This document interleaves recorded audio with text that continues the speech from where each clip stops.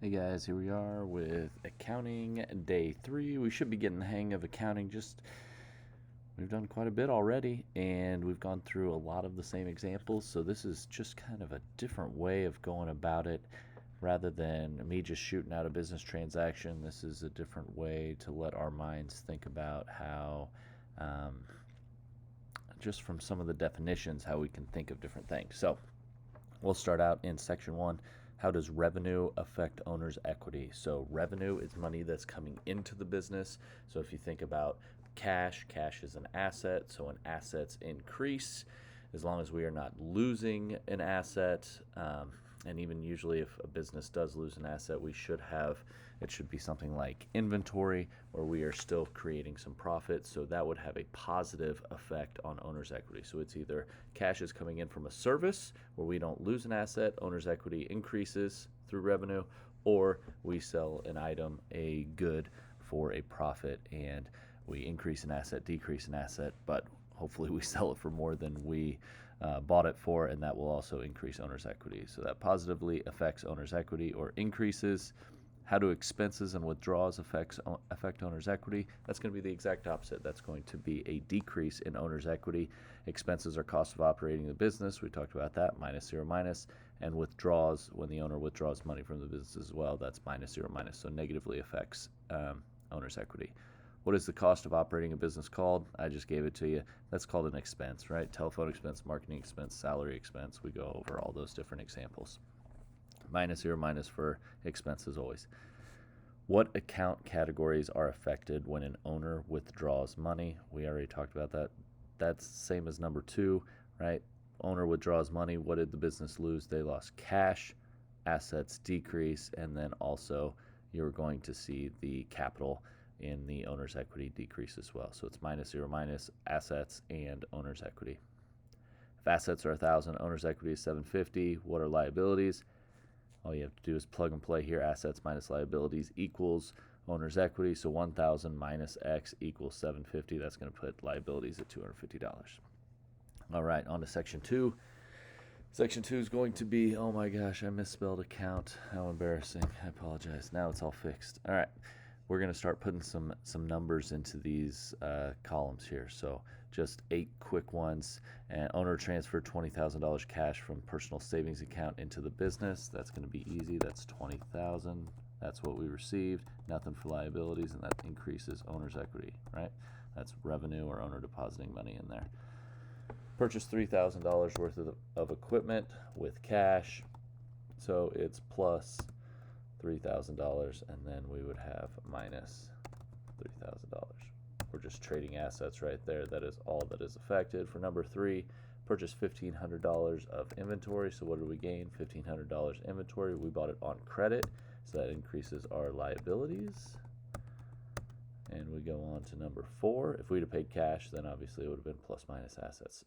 Number 4, issued a check for $1,000. That's what we lost for the first monthly payment for equipment purchased in transaction number 3. Okay, so we're paying down some of number 3, so we're going to reduce our liabilities. And 1,000 minus a negative 1,000 equals 0.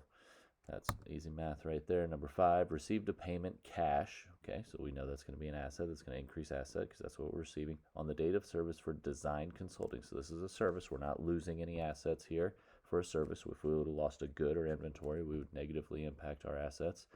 Consulting in the amount of $8,000. So we received $8,000 cash, not 3, Mr. Concilio, $8,000 cash. We didn't lose anything. We didn't take on debt. We didn't pay down any debt. And 8,000 minus 0 equals 8,000. This is going to be our revenue right here, revenue from service. Number 6, issued a check for $200 to pay the telephone bill. This is a communication expense. We know expenses minus 0 minus. We're negative $200, 0, negative $200. I just noticed I do not have a line number 8. I'm going to have to make that here in just a minute. Okay, number 7. Sold all of the inventory purchased in number 3. That's what we lost for $4,000. That's what we gained. Our customer will be paying us on account. If they're paying us on account, that's accounts receivable. Accounts receivable is an asset, so we will increase assets by $4,000 in accounts receivable, but then we also lost our inventory purchase in number 3. Number 3, we purchased $1,500 worth of inventory, so we will lose $1,500 worth of inventory. Didn't take on any debt, didn't pay down any debt. We just have to do math. 4,000 minus 1,500, that is going to be $2,500. That is going to be our profit. And let's see if Mr. Concilio can add. I don't know. Oh, there we go. Got it. Here we are, number 8. Owner withdrew $5,000 cash from the business for personal use. This is the exact opposite of number 1. I try to make it so easy for you guys. Negative $5,000, 0. It's just like an expense right here. Just make sure you have your negatives in there. Negative $5,000. I forgot my comma. There we go. Now we're set. All right. And you'll notice each of these lines equals each other. 20,000 minus 0 equals 20,000. 3,000 minus 3,000 is 0. Minus 0 equals 0.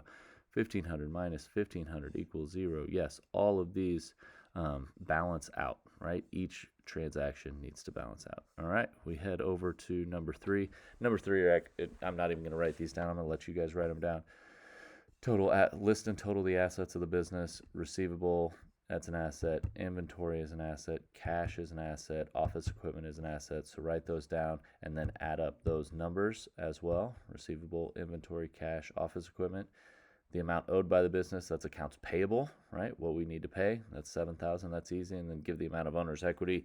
You could either take assets minus liabilities, or you could just look for Sophia Andreessen right here, capital $15,000, and the math should all work out. Here we go, section 4, moving on.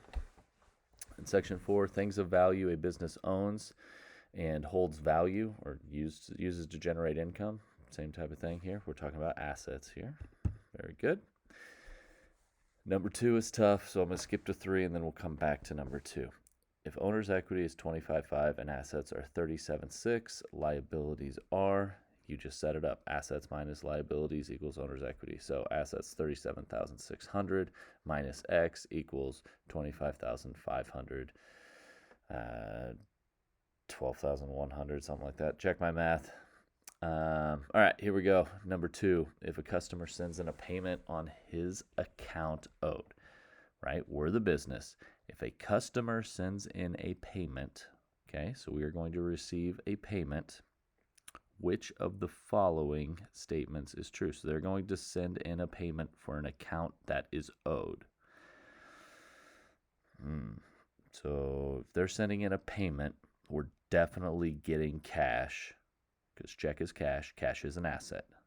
So assets are increasing.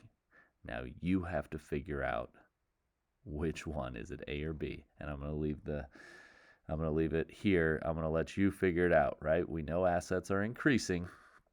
What are we losing? If a customer sends in a payment that he or she owed on account, it's tricky. All right, I've narrowed it down. I've given you 2 choices. All right, finish it up, submit it on Classroom. You guys have a great day. Stay warm, stay safe, and we will see you in class next time.